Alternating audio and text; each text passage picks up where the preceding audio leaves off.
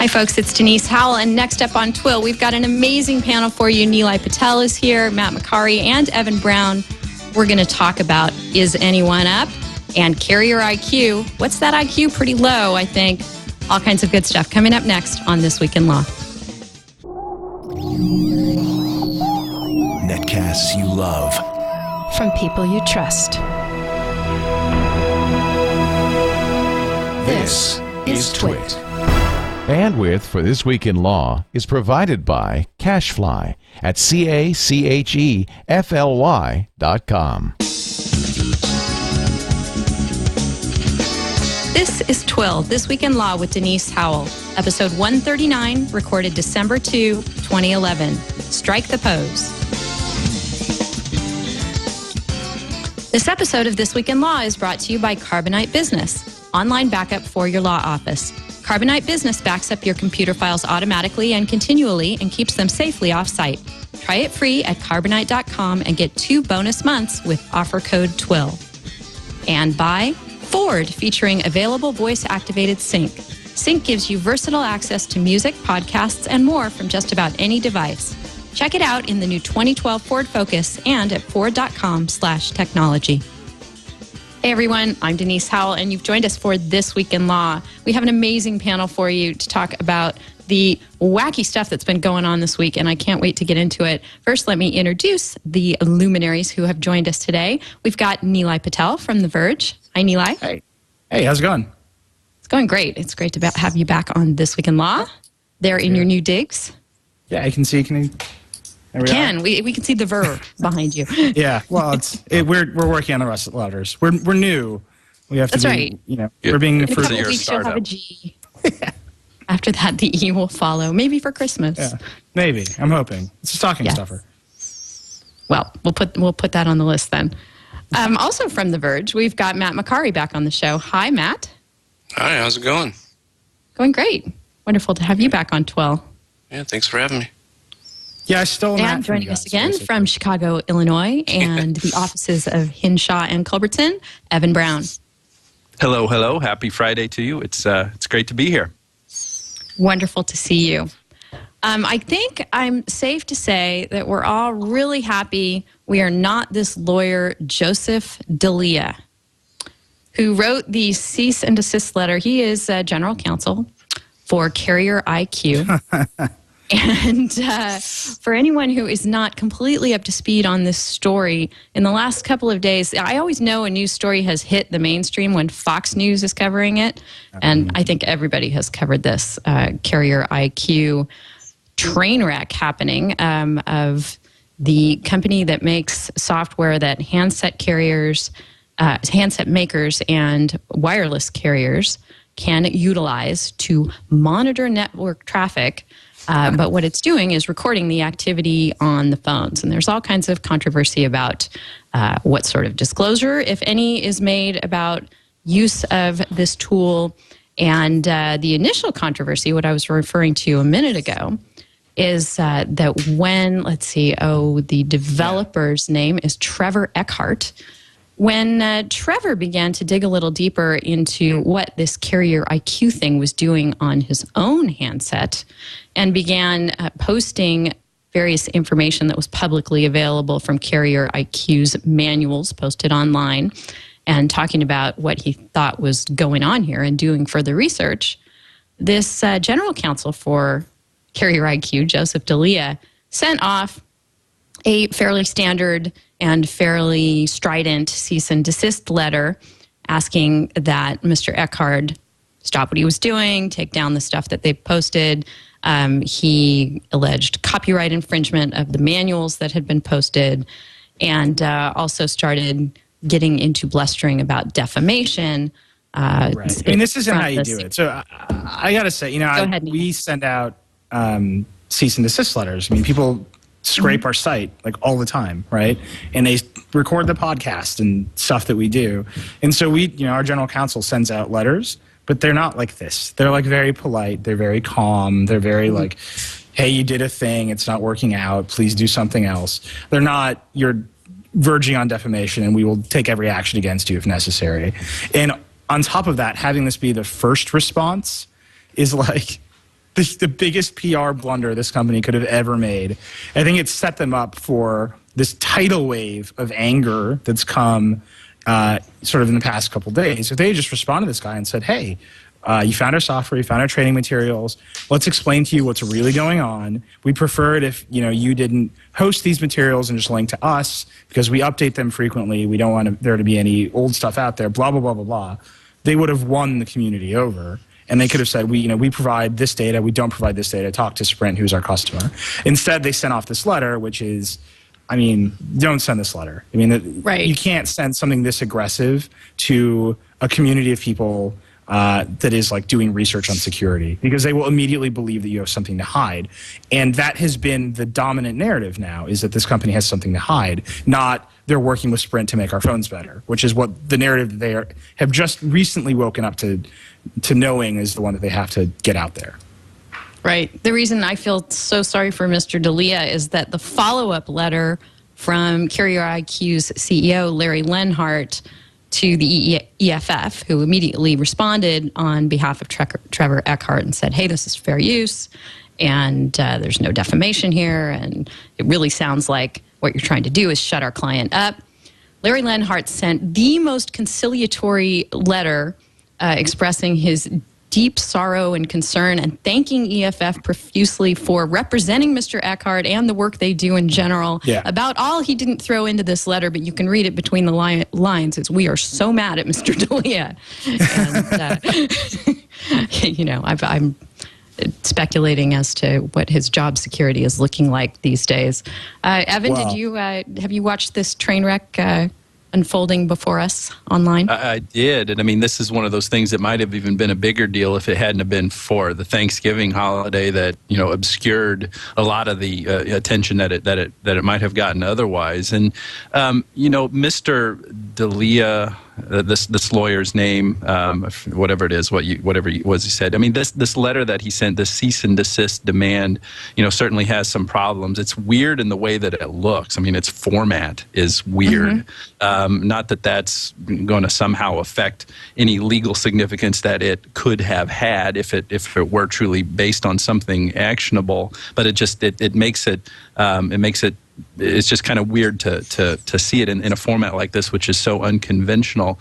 Second of all, and perhaps even more problematic, I think that there may actually be some substantive flaws in it as well that I don't think have been addressed by any of the commentators. But this goes into the I want to say ridiculousness, but I'll try to temper that a little bit and just say maybe or something like ridiculousness of it.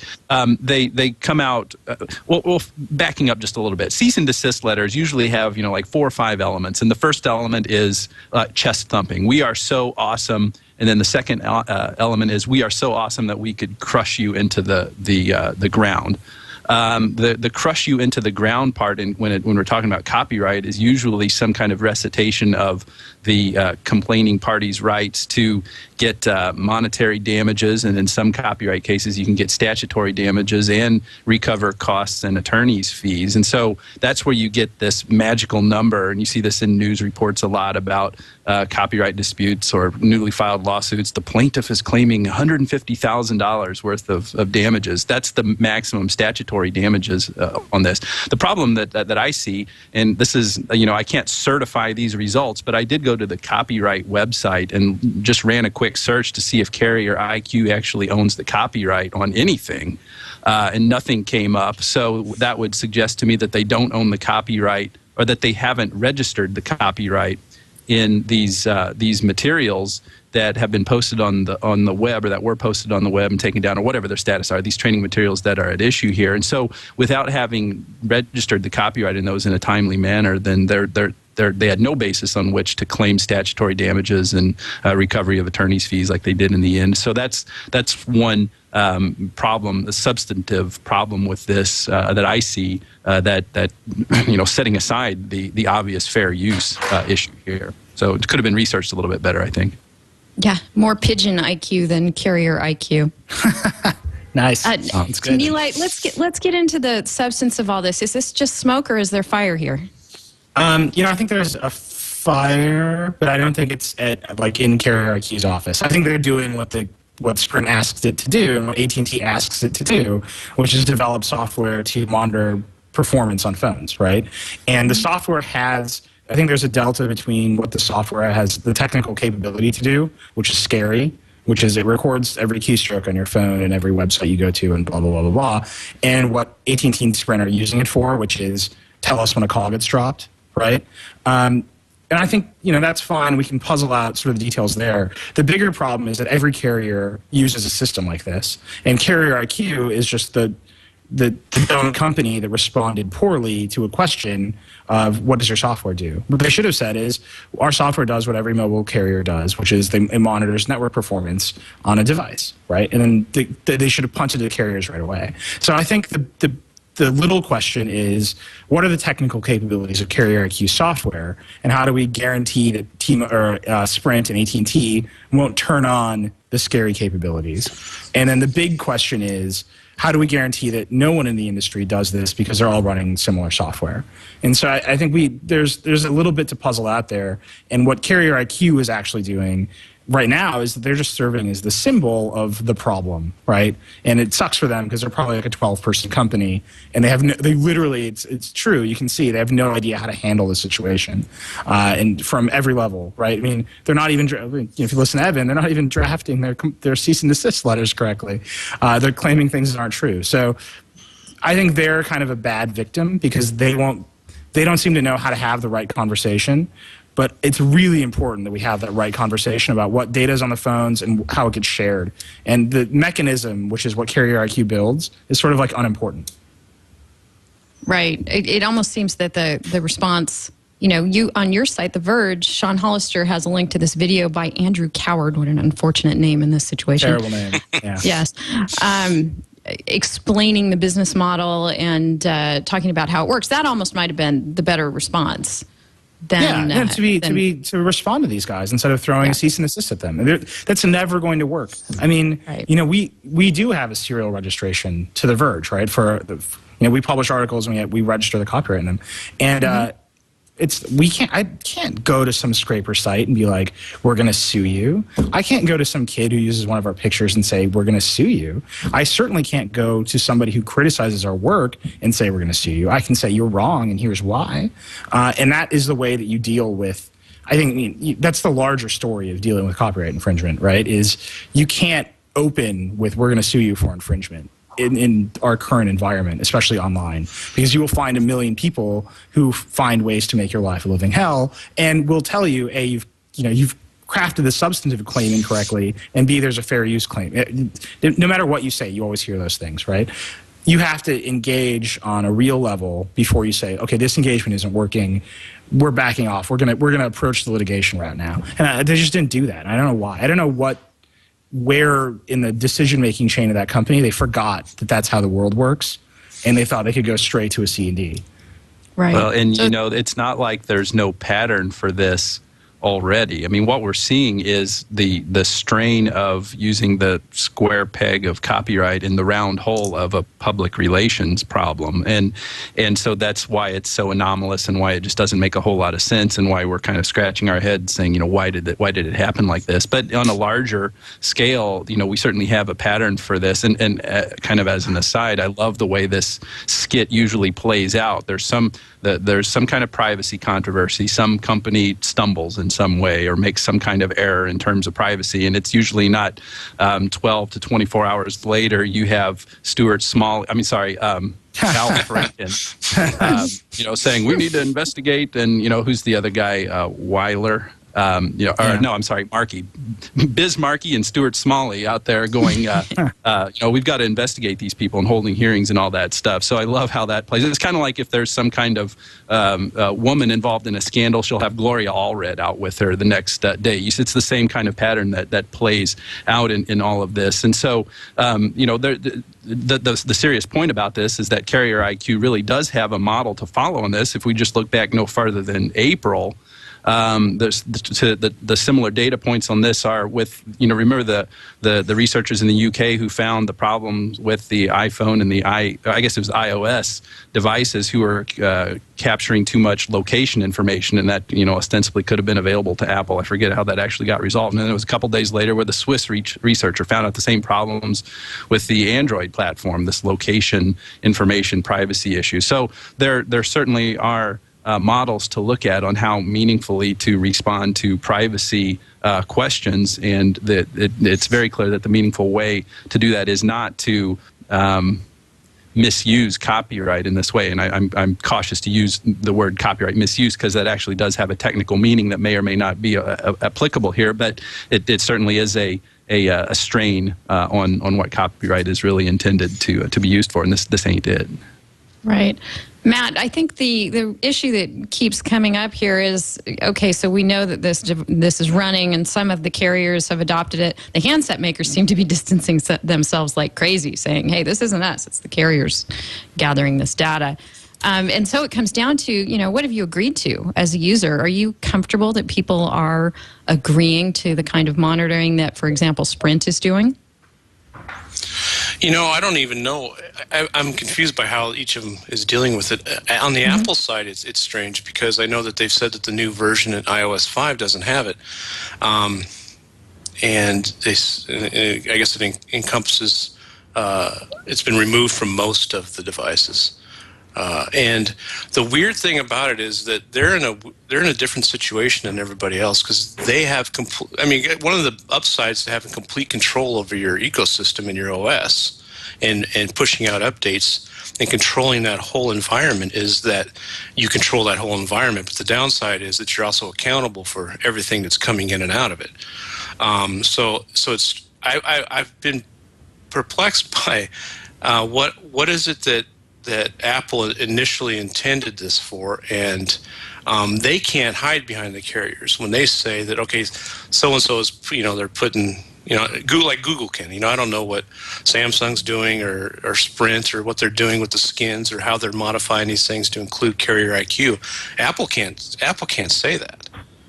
Apple's got complete control over everything that's coming out in that OS. Yeah, I'm sorry, I didn't mean to interrupt, but I'm pretty sure it's still on the Sprint iPhone. Because Sprint is the only company that responded by saying, oh yeah, we use it. It's an integral part of our service. And that was their response, is not only do we use it, it's integral. And then Apple comes out and says, well, it's off of most of our products, right? And I asked them, like, is it on the Sprint iPhone? They're like, we're not releasing the list of devices. So, I don't know. So how does that work? It's basically no comment, right? I don't know. So I'm assuming that it's still on the Sprint phone because that's the thing that Sprint uses to gather this data. And Sprint had a good story about network performance like a couple days ago before this all kind of broke into chaos, where they said, we're building out our network. We're increasing network performance in response to the iPhone. The iPhone's a big success. People have complained, the people are complaining about Sprint performance for the iPhone. And they said, well, we're building out the network using both the data that our customers are telling us, they're telling us where to fix it, and data that we're collecting from the devices, from our own network. And so, if that's what they're doing, that's great, right? The happy story is, the network and the devices are telling them where to fix it, and they're going and fixing it. So I'm pretty sure that to get the iPhone on Sprint, Apple had to use their software that makes it work. But there's no confirmation of that yet. You know what I mean? It's still very ethereal.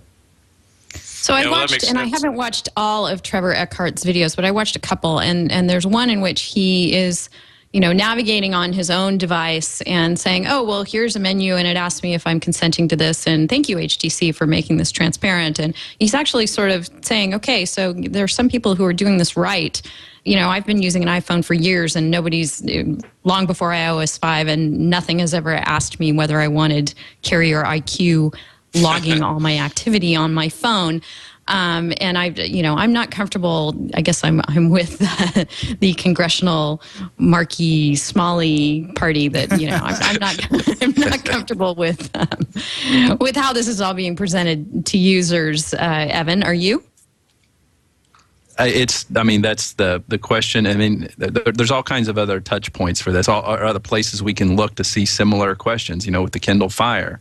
I think it was just a couple shows ago, maybe even last show, you were talking about how it's not necessarily easy how to turn off the, that super duper fast browsing that that the Kindle Fire offers in order to protect your privacy interest. I mean, when we talk about these things, like privacy and the ease of use kinds of questions as to how easy it is for the user to protect his or her privacy, we're talking about these things in the background of having had a conversation of how god awful it is that these things are happening without our consent. We get kind of freaked out by it because, after all, this is our privacy, and it's a little bit disconcerting, at least, to hear that your information may be gathered and a rich picture of your information may have been gathered. And so then we get so worked up and so upset about it, and so thinking, something's got to be done, that we think that our devices ought to just, have a little switch here on the side that says,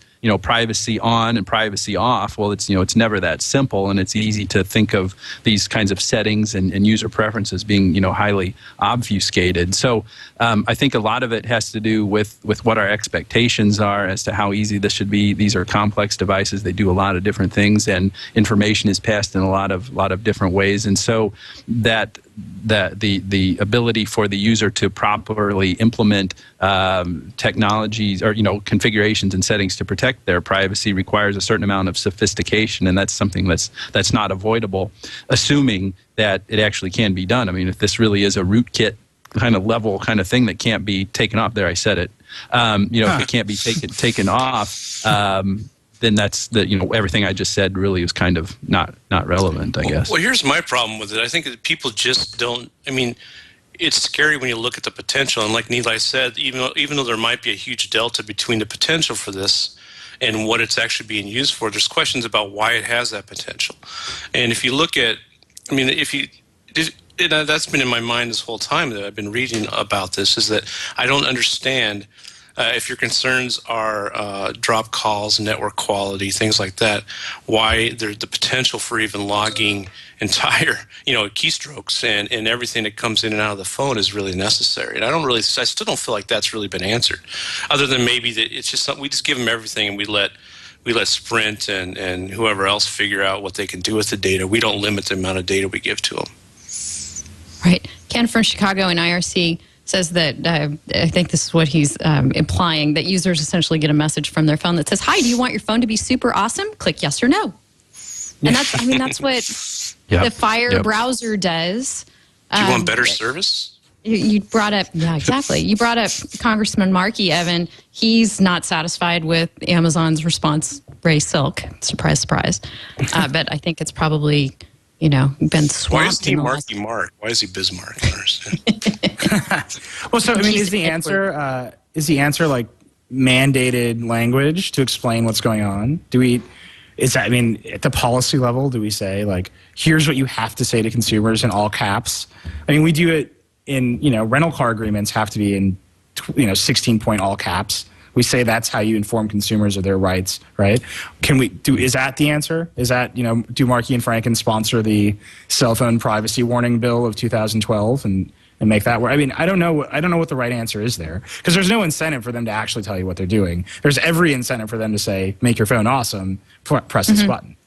Yeah, and this is something that has a lot of political currency as well, because privacy is an issue that comes so close to our hearts and our sense of security and all of that stuff. So it's very easy to start a conversation like this, but very difficult to finish a conversation like this. And I think that's what you're suggesting, Nilay. It's like, what is the solution? There's no doubt that we all have a concern over this. And so what I've noticed is that once conversations like this are started, and Representative Markey is pretty good at this, as are many, many others in this privacy advocacy space, they'll say, here's the problems.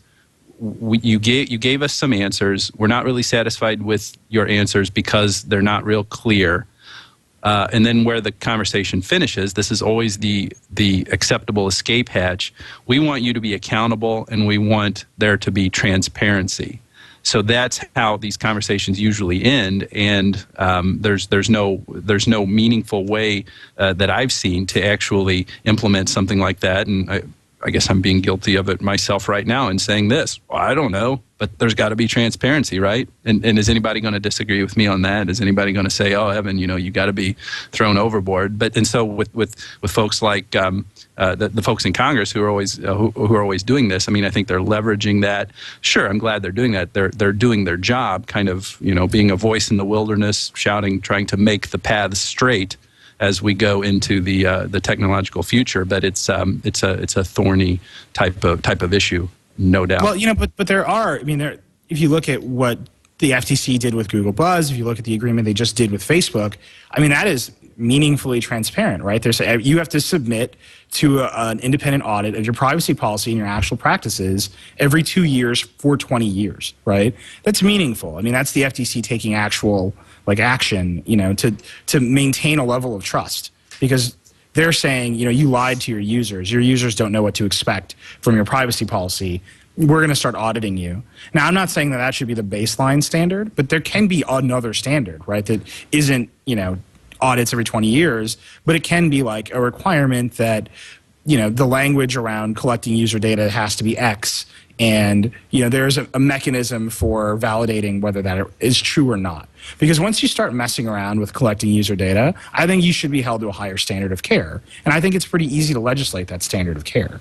I mean, it won't be pretty to do it. I think that'll be a pretty messy debate over what carriers can and can't do, and what other companies that collect data can and can't do. Because that goes down the road of, well, what if I want to start an entirely new kind of service that, is Facebook 2.5? It's like, you can't, it hampers some level of innovation, but I think that's an acceptable price to pay to say to consumers, your stuff won't get shared, right? And I think that's the real conversation that we need to have. What is the standard of care and how do we legislate it appropriately? Mm-hmm. Yeah, and I think there's a footnote to that too. I'm glad you brought up the Facebook FTC settlement and them joining Google in 20 years of privacy policy assessments based on their past perceived transgressions. I think in this context where we're talking about phones and devices where people are used to taking in information in very succinct little chunks, that the information that carriers are getting across to users has to come through in that kind of way. So I don't think that the big, 10-point all caps type necessarily is the solution. I think it's, how you get the message, when you get the message, to ensure that it's actually understood and digested by the person using that device. I think there has to be attention paid to that. Anybody else have anything on this before we move on, Matt? No, I think some of these things are clear. You can't, logging entire keystrokes and everything that you do on the device is never going to be acceptable. Most people would agree that you'd be able to pass on drop calls and things like that. So, some of it's really complicated and some of it's just not. So, they clearly were at least had the potential to do a lot more than anybody would find acceptable. Evan? No, at this point I would just be making stuff up, but that would be nothing new, actually. How about you, Nilay?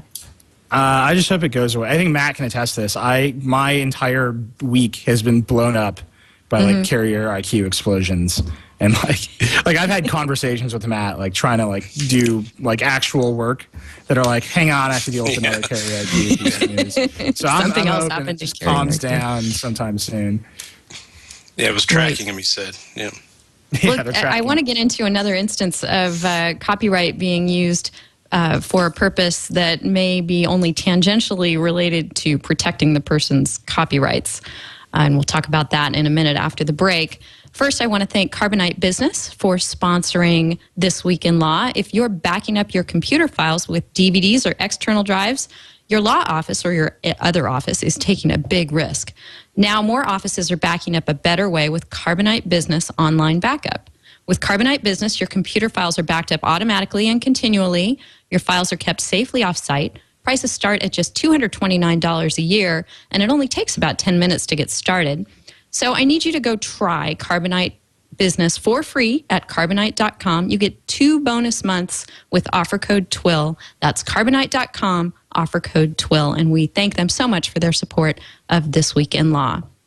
Okay, Evan, copyright in an unconventional way is being used against Hunter Moore, and you personally have done that for a couple of clients, as I understand. Hunter Moore is the guy, now I'm going to warn you all before I say the website, who is behind a site called isanyoneUp.com. Don't go there if you're at work. Don't go there if there's a child around you. Don't go there if you do not want to see really graphic nudity, because that's what's there at that site. And if you've not been there, it's sort of a revenge porn site. We've talked about it on TWiL before. What the purpose of the site is people have been texted pictures when they've, presumably this is the standard model. Folks have been romantically involved. They've been texting each other steamy pictures. They have an unamicable breakup, and the injured party decides, well, shoot, I have these steamy pictures that my terrible ex sent me, and to get back at them, I'm going to send them to Is Anyone Up? And the site then puts them side by side with their Facebook profile, assuming they have one. So matches them up to an actual name and identity. And there are these very private images out there for the world to see. Evan, you've actually represented some folks successfully in getting stuff off this site?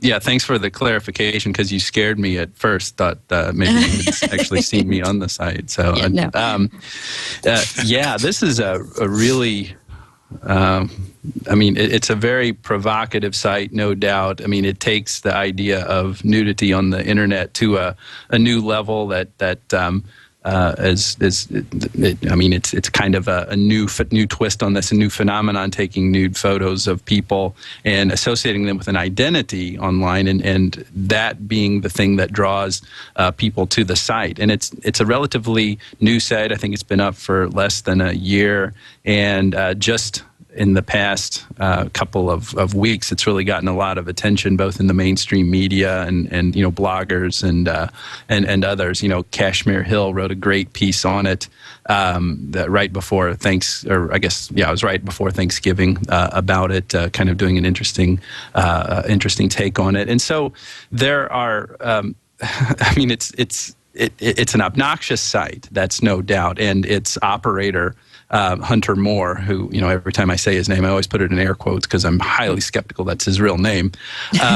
He is, he's pretty public about talking about the site. He'll gladly give an interview, gladly, go and talk about it with people. And the tricky part about this is it's all user-generated content, I guess. I mean, most of it, at least, is user-generated content. And for that reason, it appears to be Hunter Moore's position that he's protected by Section 230 of the Communications Decency Act against any lawsuits that somebody would file against him or the site based on the tortious harm, the type of harm that has resulted to that person from having been submitted to the site. I mean, the easiest answers, and this is one of the things I was talking about on the Fox Chicago piece a couple of weeks ago, was, what's happening here is people are suffering emotional distress. They're being harassed. This is, probably invasion of privacy. And so going after the site is pretty problematic because this is, like I said, it's user-generated content. People are submitting this. But the thing that makes it a little bit different and makes you wonder whether Section 230 would protect the site, and I guess I should back up again just a second here. Section 230 is a provision in federal law. It's part of the Communications Decency Act of 1996 that says, and I'm paraphrasing and summarizing, no website operator will be treated as the publisher of information content, that's provided by a third party. So he's saying, people are just sending me this stuff, putting them on there, and I'm just publishing what I have. So if you want to come after me, I can.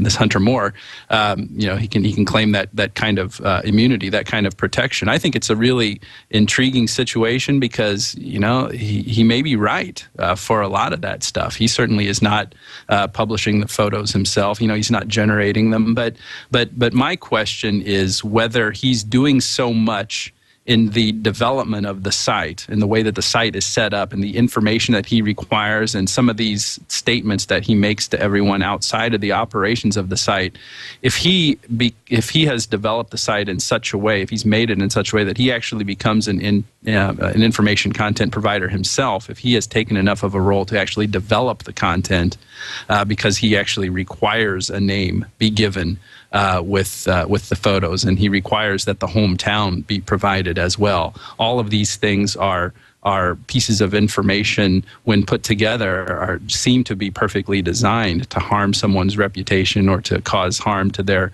emotional state. So there was a case in 2008 from the Ninth Circuit, the roommates.com decision, and that court held that roommates.com could not claim the protections of Section 230 for developing a website that made it so that users could easily express a discriminatory preference as to who they wanted as a roommate or someone to rent their apartment in violation of the federal fair housing statutes. So this site has some similarities to that in as much as he has developed, this Hunter Moore has developed the site in such a way that it's designed to be a reputation and harming type of, it's essentially a machine built just to harm people.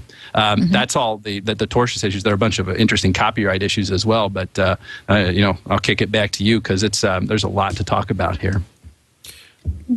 Go ahead, Nilay. Were you going to jump in? Yeah, the copyright issue to me is really, it's kind of like, well, who took the picture, right? Isn't that that's the first thing that you've got to figure out. So if I take the picture of myself, then I have the copyright. But if somebody takes a picture of me, then they do. So in every case, you've got to figure that out first, right? And then you've got to figure out if there was an implied, when you send it to somebody over a phone, that's sort of like an implied license to copy it, right? You've sent them a copy. You've created a copy that is on a device that can create other copies, right? It's like, it's this very like strange thing. It's like, who owns the copyright in the end, and what is the recipient of a photo you send them? Like, what rights do they have to your image, right? Because if you send it to a phone, they can do all this stuff to your image on the phone. Right, and you could probably make a fair claim that if you email me an image just for me to look at, like, I don't have the right to send it off.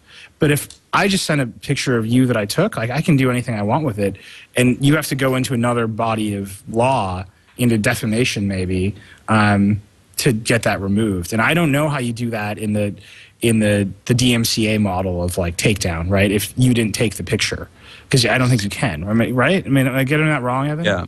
Well, I've represented a couple of clients who have appeared on the site, and in the first instance, the site was, this was back in the summer, and the site at that point was hosted on Amazon servers, AWS servers, and so we just sent a DMCA takedown notice to Amazon, and they complied, and the page came down. Since then, Hunter Moore has obfuscated the location of the actual server where the site is hosted. It now, if you run a trace route on it, now it drops off at this company who, if you contact them, they're saying, "Oh, we don't host it. We just provide these IP transit services."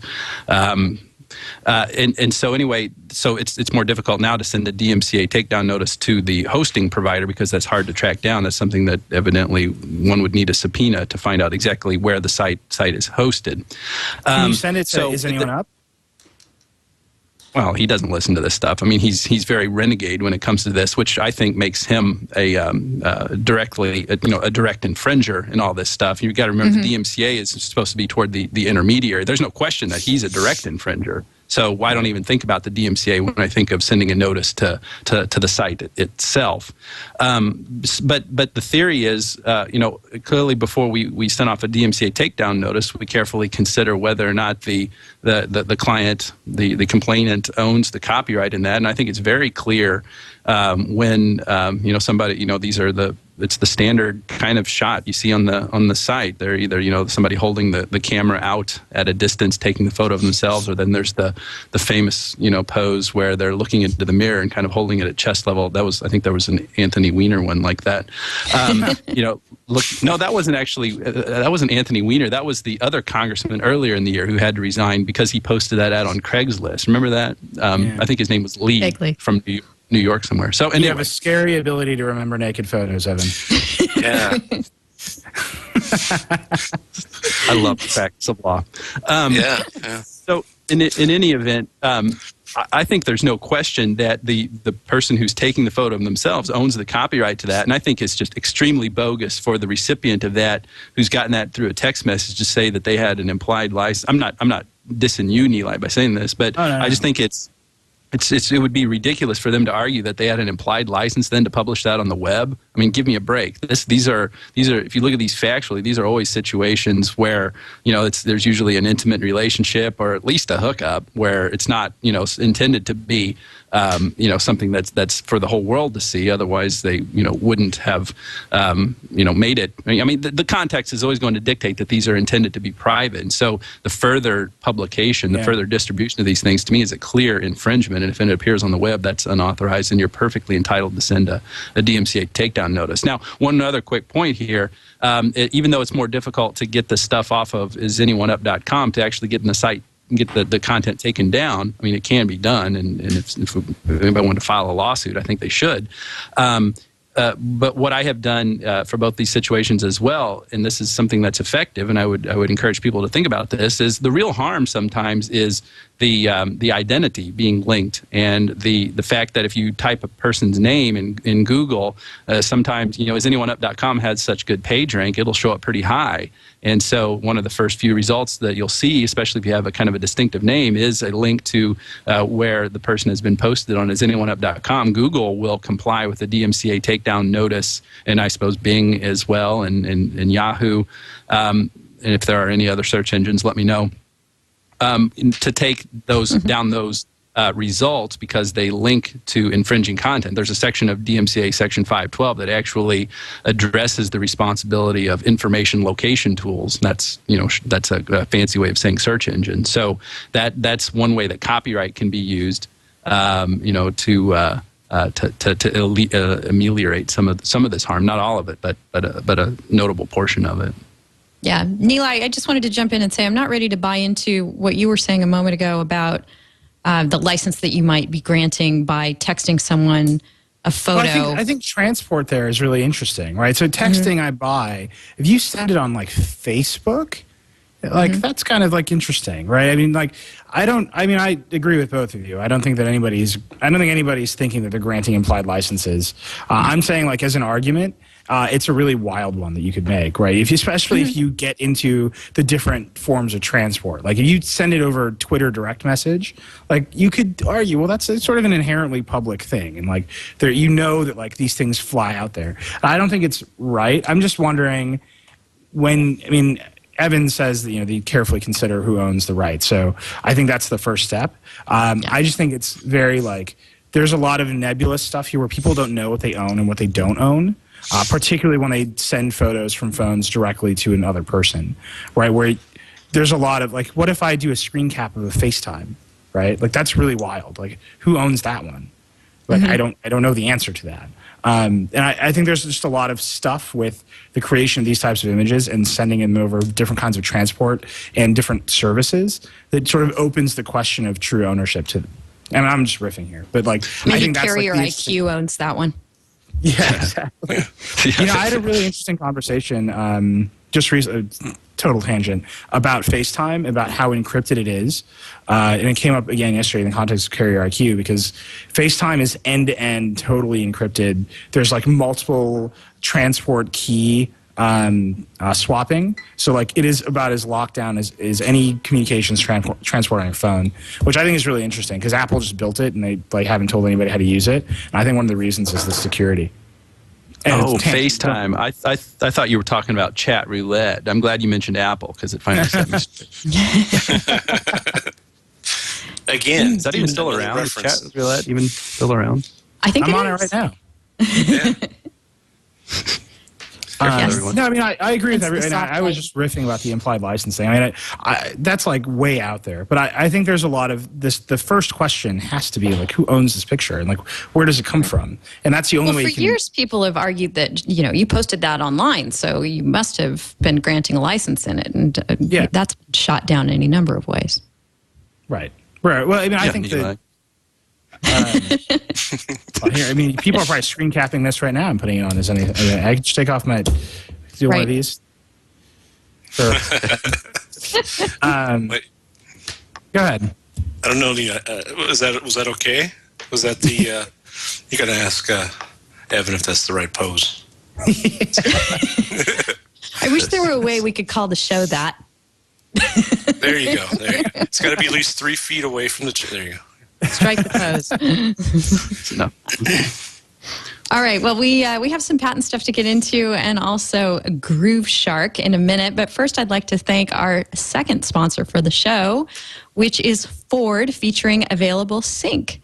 Sync's entertainment features enable you to access music and podcasts from most devices, including iPods, mobile phones, tablets, or flash drives.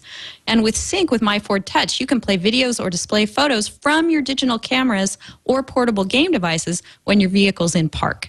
It's all made possible through a versatile media hub which supports a convenient variety of devices for your music and entertainment, such as wired connections from just about any device. USB ports, SD slots, and RCA jacks are all supported. Or you can have wireless access via Bluetooth for Bluetooth-enabled devices. You just connect up your devices and they play. Once your device is connected, you can use Sync's voice activation feature to play whatever you want. Just a few of the simple voice commands are play genre, rock, play artist, and play track. So with Sync, with My Ford Touch HD Radio, you can also do, and I have wanted this for so long, iTunes tagging, which lets you tag a song that you like on the radio, and then later you can transfer that to your iPod and purchase the song directly from iTunes at a later time. How many times have you been driving around listening to the car radio? I always feel like I've journeyed back to 1960 when I'm listening to my AM, FM car radio. And there's something, you've missed the title of the song, you have no idea what it is, but you really like it and you want to reference it later. Well, now with iTunes tagging with My Ford Touch HD Radio, that's all taken care of for you. Sync's versatile entertainment features are available in the 2012 Ford Focus, and you can learn more about this and other technologies Ford is bringing to its vehicles at ford.com/technology. Thank you, Ford, for your support of This Week in Law. All right, folks, let's talk about Grooveshark for a minute. This seems to be the company that is making all of the recording industry's allegations come true. There's some big smoking guns here in the form of emails from its chairman, Sina Simontov, if I'm pronouncing that anywhere near correctly, that have basically validated, there's a lawsuit pending now, and the emails that were attached as exhibits are saying that, yeah, let's build this business and use all this unauthorized music for free and gather all this information and data about users. And then we'll be able to go to the music industry and say, see, look, we've got all this wonderful information and data for you, but you've got to license your music to us or we won't be able to, help you out there. Matt, you sent this my way. Do you think this is significantly different than sort of, say, the Grokster case that we saw happen a few years ago? I don't know. Some of the implications of it on the copyright side are outside of my my wheelhouse. But I was just shocked and amazed by the, I don't want to say balls, the boldness. How about the boldness of this, and in some ways the ignorance for someone to actually document these things. I mean, it's insane. But it happens all the time. I mean, people think that when they're writing something internal to their buddy or their coworker that it's just something that no one else is ever going to see, so they can say whatever they're thinking. Right. And, good object lessons here on this week's TWiL. Don't text your body parts, and if you're going to infringe copyright, don't memorialize it in email. There you go. Yeah. In this case, we had Mr. Simontov saying, in our case, we use the label songs till we get to 100 million uniques, by which time we can tell the labels who's listening to their music, where, and turn around and charge them for the very data we got from them. So that doesn't. Don't forget this one. Oh, go ahead. Go ahead. No, that goal of 100 million uniques is an insane goal, first of all. So like Spotify has 10 million active users, right? They've been at this for how long? And they're like totally blessed by the labels. They have the deals, they have the marketing, they have the, now they have a platform, 10 million active users. So this guy is saying, we'll just run under the radar, stealing stuff until we have 10 times more users than Spotify, at which point we'll be cool. And like that makes no sense. Yeah. Like just on its face, it's like you didn't think about that number is like bonkers. Like you can't do that. I don't know why you think that's a valid business model. Maybe he was rounding. Yeah, he's rounding from like 1 million to 100. Like that's what he is. Exactly. Evan, do you think these guys are gonna even put up a fight? Well, who knows? I mean, do they have the resources to put up a fight? All I know is they were talking. There was an email with the venture capitalist. That was, I think one of the pieces that was one of the exhibits to the complaint was an email where they were, yapping about the. And this really is not that unique of a phenomenon. I don't think doing this, this being, let's somehow exploit this content, let's generate interest in it, let's get a user base, and then let's extract a bunch of metrics out of it and information, and then make that useful as a selling point, and then we'll thereby be powerful and all of that stuff. So the thing that seems to really set this apart is the brazenness of it, and the fact that it's a playbook, it's a page right out of the Grokster guys' early days. It's a page out of the playbook of the Grokster guys' early days when they were writing emails about this stuff. Like, we're going to be the new Napster and all this stuff. This is really just saying, hey, look, we haven't spent a dime in paying royalties, or the labels don't know anything about this or whatever. So that seems to be the thing that really makes this bad. But then again, we've got to be not too quick in going down the path of thinking that this kind of exploitation of content like this is always bad. It's always good to, channel a little bit of Stefan Kinsella once in a while, who, might very well be as bold to say as, copyright should not exist at all. He's an intellectual property abolitionist. We've got to be careful not to always have as our starting point the fact that the exploitation of the intellectual property rights of another, and the other being the big content industry in this way, is always bad. There's some innovation going on here with these guys, these Grooveshark guys. They're doing something. They're actually putting a layer of meaning and a layer of monetization on all of this content that is being shared by users. This is a really rich opportunity to throw all kinds of buzzwords at this scenario. They're leveraging and monetizing the social layer, content consumption. There's all kinds of room for looking at the value of curation and all that stuff, and making some kind of value out of that. And so before we are to indict and from an ideological standpoint what Grooveshark is doing here, I think it's worthwhile to carefully consider what part of us in our desire to indict them is that coming from. Is that coming from a presupposition that may be erroneous, that the big content labels should have the exclusive rights to be the one to exploit their content and extract licensing fees at every turn of the turntable? Yes, and you're absolutely right. And in my particular case, the indict motivation is coming solely from the silly use of email. So you're right. Their business model simply deserves further consideration, and maybe they do have a legal foot to stand on here. Yep. Let's see. There was something. As you were saying all that, Evan, I just wanted to say it seems to me that there's an opportunity here. We saw in the last story, Anderson Cooper put Hunter, air quotes, Moore, and a couple of folks who'd had women who'd had pictures of themselves up on his site, on his show. So, I think there's an opportunity for a tech Jerry Springer, where we get, Universal Music Group, and then let Grooveshark in there and let him throw. Oh, he sat with them? Quote unquote? Yes. If you go to Cash Hill's blog, the not so private parts, she has the link to the video in her story about this, and it's pretty amazing how you were talking about boldness a moment ago, Matt. It's pretty amazing how he can sit there on the same couch next to the women whose pictures he posted, and they're asking him, what are you doing here? What's your motivation? Is it just to make money? And he, with a straight face, goes, "No, it's to get information out there." Yeah, that's an artistic endeavor. Yeah. Yeah, exactly. So, Matt, speaking of endeavors, there's been much going on down in Australia regarding Apple and Samsung. You want to tell us what went on there? Wow. Yeah, there is. Well, it started out, I guess, I'm trying to think of kind of where to start with the story because there's so much that has happened down there. But essentially, the big news was that they, for a while, since October, I think, maybe earlier, Apple's had an injunction against, part of it was voluntary initially against the Samsung Galaxy Tab 10.1. Part of it was voluntary, then the court extended it and actually came up with a ruling that they're equivalent to a district court judge, they're a federal court judge.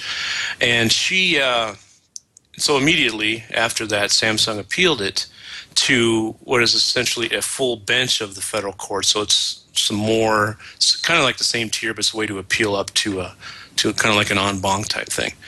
And they, from the very beginning, I guess, even from the hearings that they had when Samsung and Apple came in to try to, Samsung tried to overturn the injunction, seemed pretty, they didn't seem pleased with the lower court judge on the injunction. It felt that too much was sort of put aside and balanced in Apple's favor, because we all know with these preliminary injunctions you have to weigh kind of the party's interest as part of it.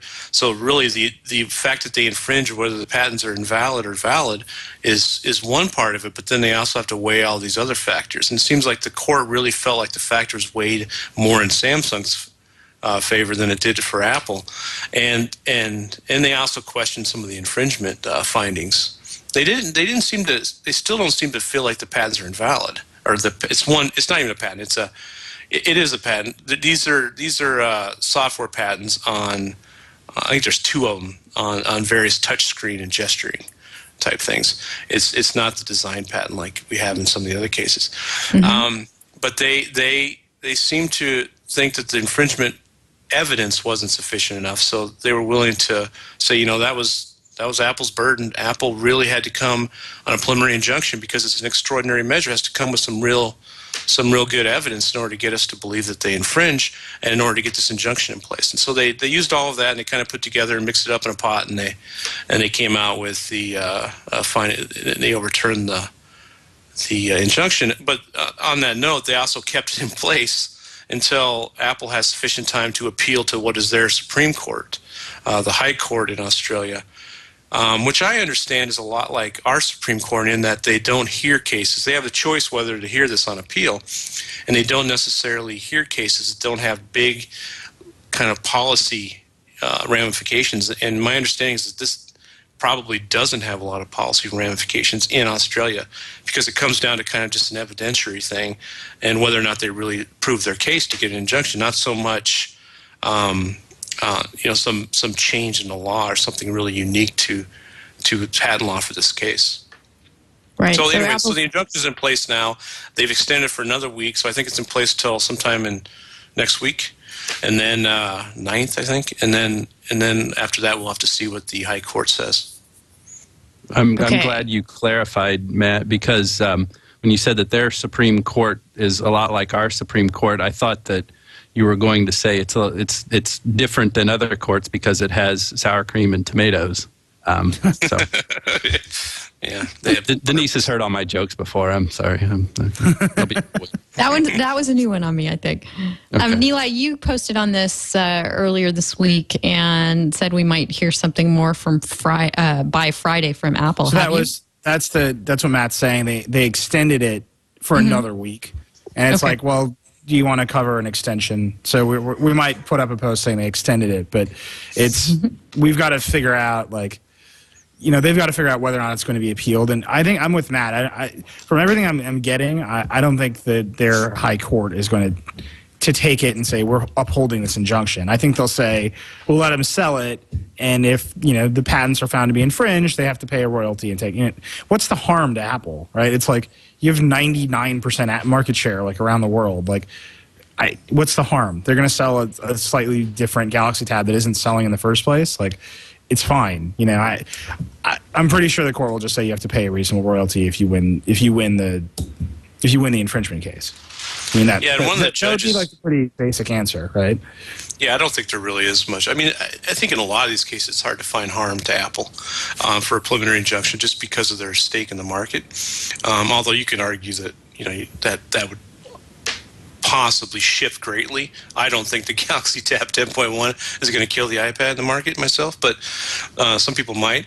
But one of the, I mean, it's a good point because the judge actually said, one of the judges during the oral hearing for the when Samsung was challenging the appeal for the injunction, actually came right out and said, you know, sarcastically, I don't think this is going to bring down all of Apple in one fell swoop or something like that. Something really sarcastic like that to Apple's attorneys. So I don't think anybody's really seeing this. I think it really would have had.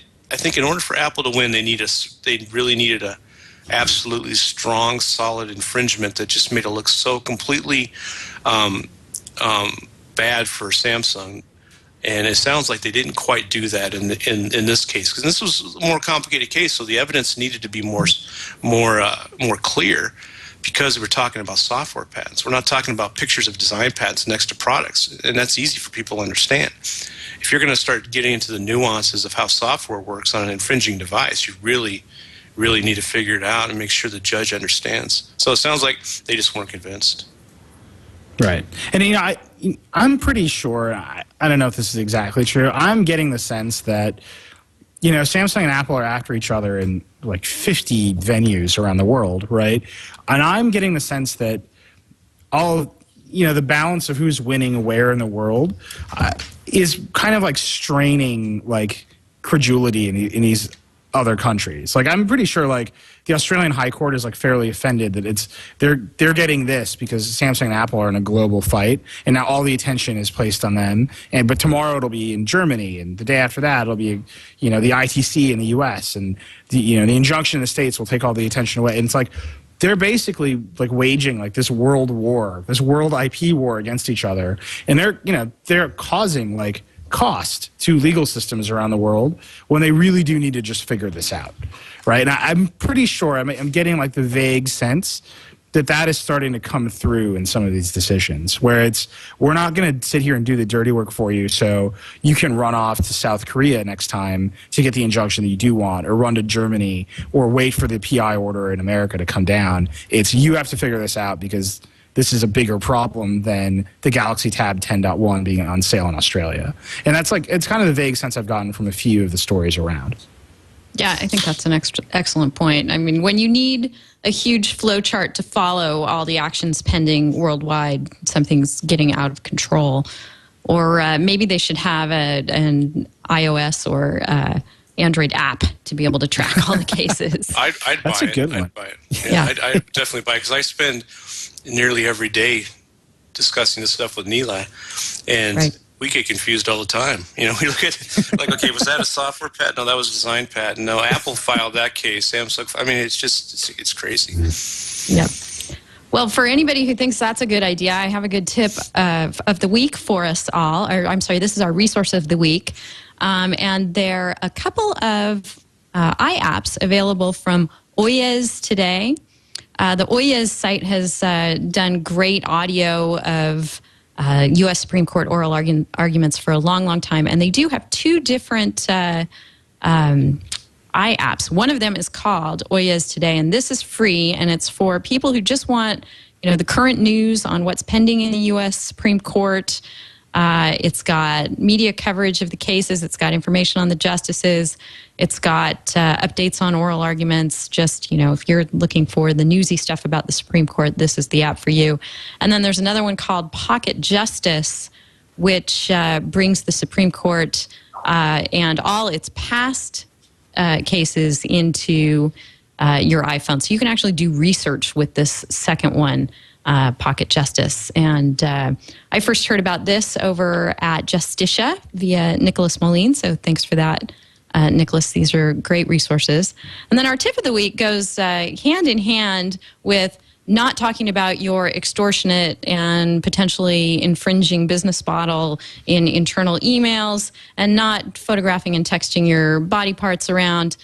This is, don't enter into contracts with a couple that you kidnap and expect them to honor them. This was on Boing Boing, and originally at Lowering the Bar. And a gentleman, well, not so much of a gentleman, Jesse Dimmick, he sued a couple. He was fleeing the police. He drove over one of those police barricades that pops your tires right in front of their house. So he ran into their house and he held them at knife point. And he promised them that if they helped him get away, you know, he would. They said they'd help him get away, and he said he'd pay them a lot of money. And so, you know, as soon as they fed him some Cheetos and Dr. Pepper, and they watched Patch Adams with Robin Williams. And I don't know how you fall asleep after eating Cheetos and Dr. Pepper, but maybe the Patch Adams did it. He conked out, and of course they immediately went and got the police. And then he had the temerity to actually sue them and say, hey, you agreed. You guys were going to, you know, help me out here, and then you reneged. So, yes, that sort of agreement is not going to be enforceable for any number of reasons, including that you cannot contract legally to do illegal things like harbor a fugitive, and any contract made under duress is not going to be valid. So, don't worry. You see, his big mistake was suing him for breach of contract. I mean, yeah, of course, there are these arguments that you can make about duress. I don't know. You know, is the subject matter of the contract illegal? Who knows? But what he should have done is sued him for negligence, like some kind of premises liability. Because you see, when they let their guard down and let the police at this guy, he got shot in the back. That was perfectly reasonably foreseeable that was going to happen, and they took on a duty to protect him from that. So it's not a contracts case; it's negligence. That's where the guy messed up in his lawyering. Oh, was it his lawyering? I was going to ask that. Was he pro se, I assume? Yes, of course. I want to meet the lawyer who agrees to represent this. Oh, I guarantee someone would. I just know it. Have him call me. Well, actually, on that note, I can do breaking news on TWiL here. You ready? The first specious class action lawsuit has been filed against Carrier IQ. It's sitting in my a taco suit, if you will. Yeah. Yeah. This might have a little bit more. Well remembered. I forgot. That was awesome. I forgot about those. No, in Missouri, on behalf of Aaron Janik and all those similarly situated, against Carrier IQ and HTC, which is hilarious because not against Sprint, who is the actual customer of both Carrier IQ and deploying the software, but whatever. The first one, I actually, when I was talking to Google about this, like on Monday, when this first was breaking, I told them that I was counting down the days until the first ridiculous class action lawsuit, and I guess it was Fox, which is pretty amazing. Are you surprised? It seems like this took way too long. This has been I mean, Al Franken had 2 letters out in 24 hours. You think an army of taco suit vendors could be the taco truck guys could be. Yeah, that's funny. Get your suits here. I like it. Well, Nilay, thank you so much for cluing us into that and for joining us on the show today. We've been thrilled to have you back. Wonderful comments and discussion. Yeah, I always enjoy being on the show, and it's funny. You know, I got Matt here from the same publication. I feel like we're not allowed to be on the show together anymore. I know you've been on twice now, but before you weren't at the same publication. So no, it's a big love fest. Yeah, kind of cool. Can I just say, having Matt at The Verge has been just awesome because, you know, I'm not a patent lawyer. I was faking it for years. And so having Matt with actual like knowledge and experience to help me do this stuff has been great. And Matt, I know he was talking about how long it takes to like write in the voice and stuff, but he's been awesome. So high five, Matt. You're a cool dude. Thank you. You're not so great. bad And yourself. yes, you guys will be getting my Yenta bill shortly. Yeah. Matt, thanks so much for joining us as well. Thanks. No, it's a blast. This is actually where I first met Nilay, was on the back in April when we did. Next, I'm hiring everybody. I'll be hiring Theo. I'm Evan, you're next. Denise, you're coming. Everybody at TWiL. I don't know. We'll get The Verge and TWiL on Anderson Cooper, and we can all throw chairs. That'll be great. Yeah. Then I'll do one of these. You can't see me. I'll do one of these. Yeah, exactly. The pose. No, I see. It was too awkward. You got to hold it really casual. You got to flex. I'm gonna go practice, guys. I'll be. Yeah. Evan, you're about to get some really weird emails from me, Evan. Let me know when I'm doing it right. Yeah. That's cool. I'm always up for weird emails. Yes. All right. Well, don't forget to go over to The Verge and check out more from Matt and Nilay. And you can also follow them on Twitter. Nilay is at Reckless over there. Matt is at IMacAZ. And Evan on Twitter is Internet Cases. Yes, that's me. Yes. And his Internet Cases blog was recently one of the really wonderful 100 best blogs recognized and honored by the ABA Journal as they do annually. Internet Cases is on there this year. This isn't your first year on there, is it? This is the first year I have made the blog 100, and I'm so delighted and honored. It was great to be on there. I mean, it's I've been telling everybody, there's at least 99 good blogs on that list, so I'm really happy to have made it, and thanks for giving it a mention. But there's only like 5 of them that are IP. It took them this long. Only 5 on IP. Yeah, so 5 or 6 on IP, and it's him and Pat and Leo. It's good company. Yeah, for sure. It's great company. The whole list this year is really good. I'm impressed with how they did. So go check that out if you haven't already. The blog, that's BLAWG 100. And check us out on TWiL every Friday at 11 o'clock Pacific, 1900 UTC. We love to have you watch us live. I love to have you get in touch with me between the shows. I'm Denise at twit.tv. You can also find me on Twitter. I'm D. Howell over there. I'm on Google+. We get wonderful comments and suggestions. Jared Reimer, who's a great listener of the show, who always sends me stuff, was one of the first people to tell me about the Carrier IQ stuff when it all started to break a long time ago now, it feels like. So thanks to all of you for sending stuff in for the show. We really appreciate it. It's invaluable for us. And we love that you listen and watch. So we hope you'll continue to do so. And we'll see you on the next episode of This Week in Law. Thanks.